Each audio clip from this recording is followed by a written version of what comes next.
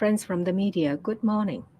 Welcome to the Tuesday pre-EXCO Chief Executive Press stand-up session. Because of the epidemic, please keep your distance and keep your masks on. We'll have first hear from the Chief Executive. Good morning. First of all, let me tell you some information about an update of the epidemic situation. In the past week, the epidemic situation is still quite stable. There is a decreasing trend of number of cases. Yesterday, the number of positive cases was, for the first time in the past few weeks, below 200. It's 190 cases to be exact. 96 of them are RAT positive cases and 94 are PCR positive cases. As I've said previously, you shouldn't attach too much importance on the number of cases. Today, should the number increase to above 200, it doesn't mean that there is a turn of the epidemic situation. I would like to draw your attention to 2 points. The figure includes imported cases. So the number of flights arriving in Hong Kong and the number of infected passengers will affect the number of cases. Each day, if we have 2, 3, 4 dozens of cases, it will have an impact on the overall number. The second factor is RAT, the rapid tests. Well, now, after schools have reopened, we have a lot more people taking the tests, which in turn will affect the RAT number.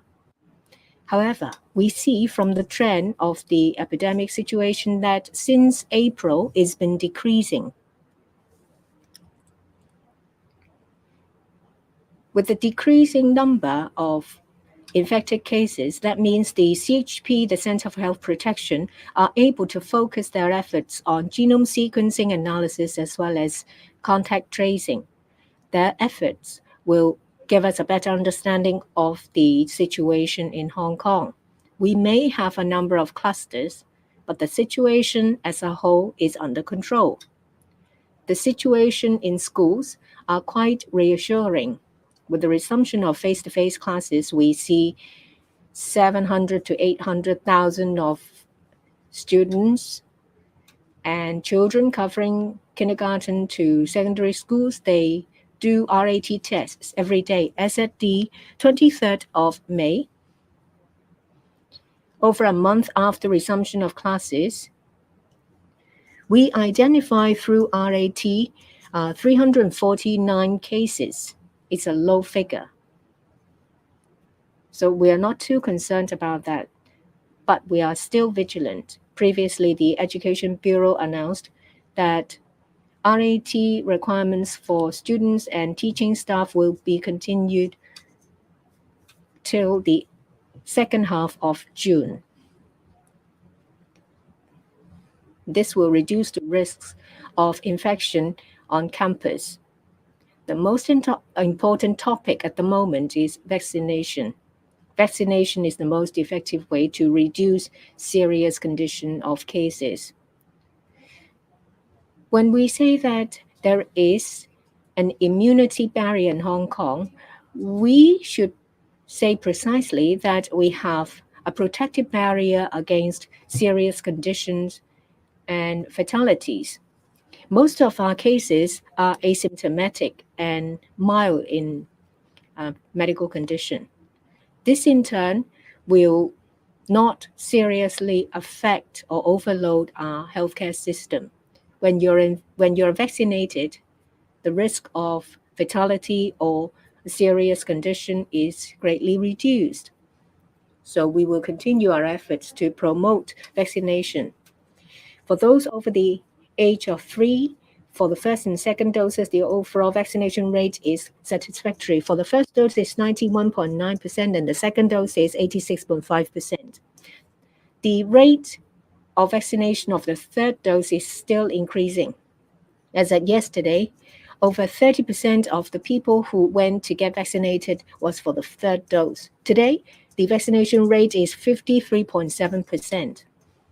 On the 31st of May, the vaccine pass will enter a new phase in which a third dose is required. So if you are suitable to get the third dose, please do so.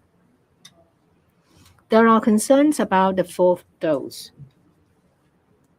Previously, we have, as a matter of priority, invited those who are above the age of 60 and those with weak immunity systems to be vaccinated for the fourth dose. Previously, we have announced that if you are above the age of 18 and under the age of 60, if you are in an occupation of high exposure risk, or if you have personal needs to get the fourth dose, we will be more than happy to provide it. I will now move on to a different topic, reorganization of the next term of government. I thank the LegCo for completing the scrutiny by the Subcommittee on Government Reorganization of the proposal. On the 27th of May, the LegCo agrees to convene a special establishment subcommittee to discuss the establishment proposal in relation to the reorganization. If we get their consent, then on the 10th of June, a proposal will be submitted to the Finance Committee for their endorsement. This week, we will inform the LegCo that on the 15th of June, we will submit a resolution for discussion. We think that it will be endorsed on the same day.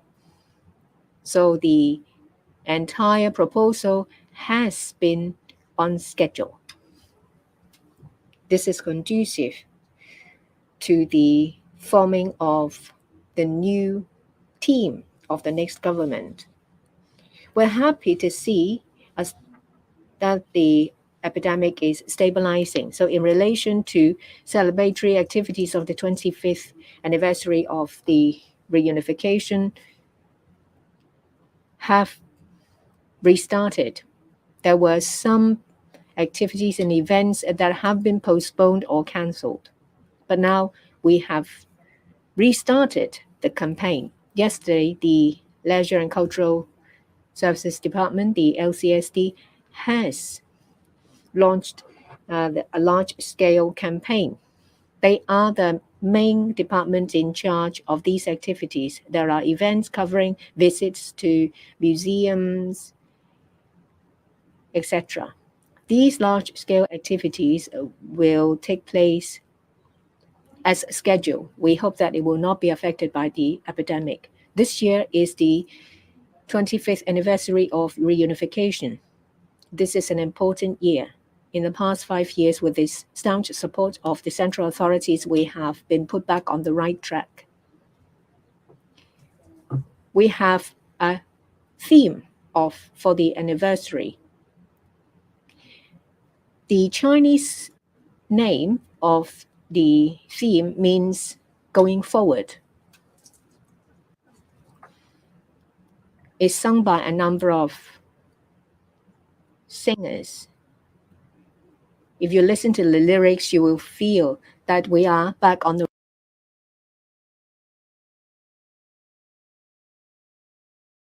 right track going forward.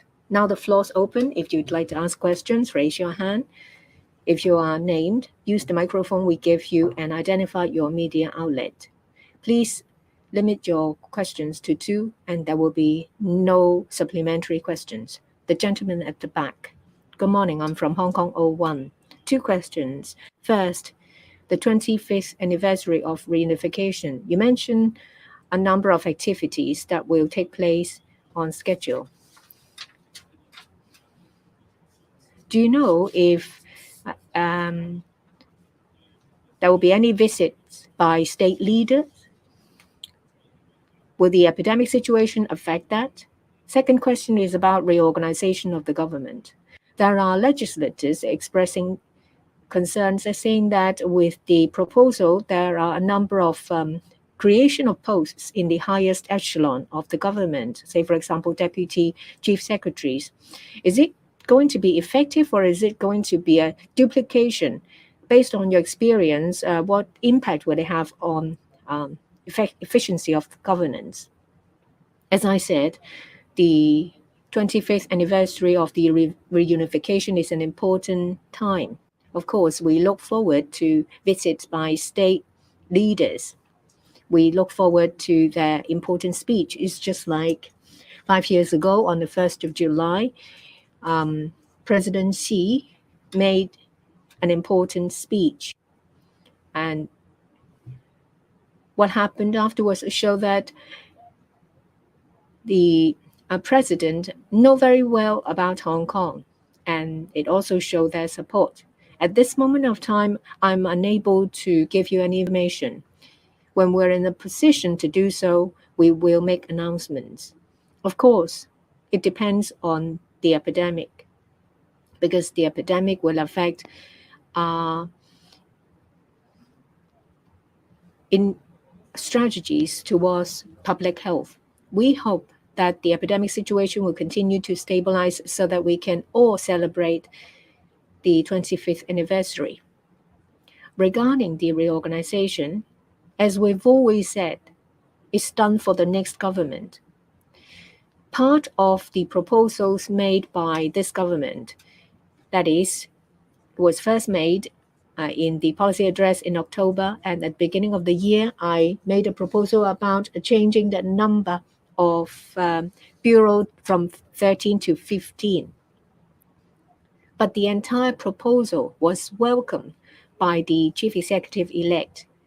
He has also made some input into the proposal. At the moment, our capacity is an agent. On behalf of the CE-elect and the next government, we complete legislative process of the reorganization so that there will be a proposal in place, a proposal that is happy with in place for him to form his team for the next government. It's not appropriate for me to make comments on the proposal, especially on areas that would reflect his governance philosophy, as well as areas that he's happy with. In relation to the proposal of 3 chief secretaries and the 15 policy bureau made by this government, the CE-elect has taken that fully on board. I'm happy to give you more details if you would like.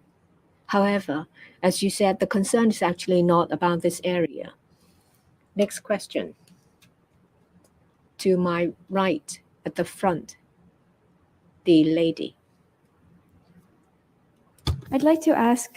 sorry, could you speak louder? Oh, yes. Yeah. I'm from Bloomberg. I'd like to ask, Hong Kong's latest business chamber has called for quarantine to be scrapped this week, and European airlines are threatening not to fly into Hong Kong as the rest of the region opens due to the quarantine for airline staff. When will home quarantine requirements be reduced or removed? And what would trigger tighter rules for social distancing measures? I have another 5 weeks to go as the chief executive of the Hong Kong Special Administrative Region. I've been leading the fight against the COVID-19 epidemic for 2.5 years. So as I'm approaching the end of my term, I want to reiterate that all these decisions we made on fighting the epidemic and ensuring the safety of people of Hong Kong are based on a number of factors. One is, of course, the public health considerations. Second is the economic development needs of Hong Kong. And third is the acceptance level or the tolerance of the Hong Kong people. After announcing the 2 phases of relaxation of social distancing measures, the feedback given to me is they are generally fine. A lot of restaurants and bars are now starting to do business. And so whether we would implement the final phase, actually the final phase, does not involve major measures, just lifting the numbers or the percentage or the limitation of sitting in venues. So I said that it will be done in 3 phases over 3 months. So we may still have a final phase before the end of June. That is the end of my term, because I cannot make decisions after 30th of June. So as far as social distancing measures, there is still a final phase. But as I see it, that final phase is not crucial to the recovery or the enjoyment of the Hong Kong people. About border controls, as you can see from the numbers we announce every day at the 4:30 press conference, because the local infections are kept very low now. So the imported cases account for a rather significant share of the total caseload. And on top of that, we are seeing variants, different variants under this BA.2. So we have to be extremely careful in sort of implementing the restrictions on border controls. I would say at this point in time that it is very unlikely that during my term there will be more relaxations on the border controls. In other words, we will still have the hotel quarantine. We will still require vaccination before a passenger could board a plane to Hong Kong. And we will still impose the test and hold, whether at the airport or at the hotel for a PCR test in order to keep Hong Kong safe. Thank you. 我哋問多最後一個記者問題。The last question, please. The lady in green. Good morning, I'm Mrs. Lam. I'm from TVB. First of all, about the vaccine pass. Starting the 13th next month, the vaccine pass requirements will be applicable to special clinics, and also the PCR test results has to be presented. Will it cause inconvenience to elderly people? Elderly people, when they attend follow-up, may have to enter these clinics. And also many people are concerned whether the vaccine pass requirements would be lifted. So is there an indicator, for example, when we reach a certain vaccination rate level, that the vaccine pass will be removed? First of all, most anti-epidemic measures would bring inconvenience to the public. So balancing inconvenience is always our concern. The most important thing, however, is the life and safety of the public. Concerning the vaccine pass, different experts have their own opinions. However, the government has our own position, which is supported by many experts. That is, at present, our vaccination rate still has room to be increased. For the second jab, we haven't reached 90% yet. For the third jab, it is less than 50%. So the vaccine pass will continue to be implemented. But you ask about an indicator. It is hard to say because the epidemic is very fluid. When a new variant emerge, we have to be vaccinated with another vaccine. So I think the vaccine pass requirements will continue for a certain period of time. Previously, we have announced that for most premises by the 31st of May, people who enter these premises will have to get free jabs. And also for medical services facilities under the HA, the vaccine pass will also be required. This is to protect those who seek medical assistance. For those who are unjabbed, in a medical setting, the risk is higher. When you are infected, then it may be you may be more prone to get serious complications. So we are trying to protect patients and elderly people. Still, we will make it more convenient to people. For those who can't get vaccinated or are unwilling to get vaccinated, a negative PCR test will be required to go to these clinics. Thank you.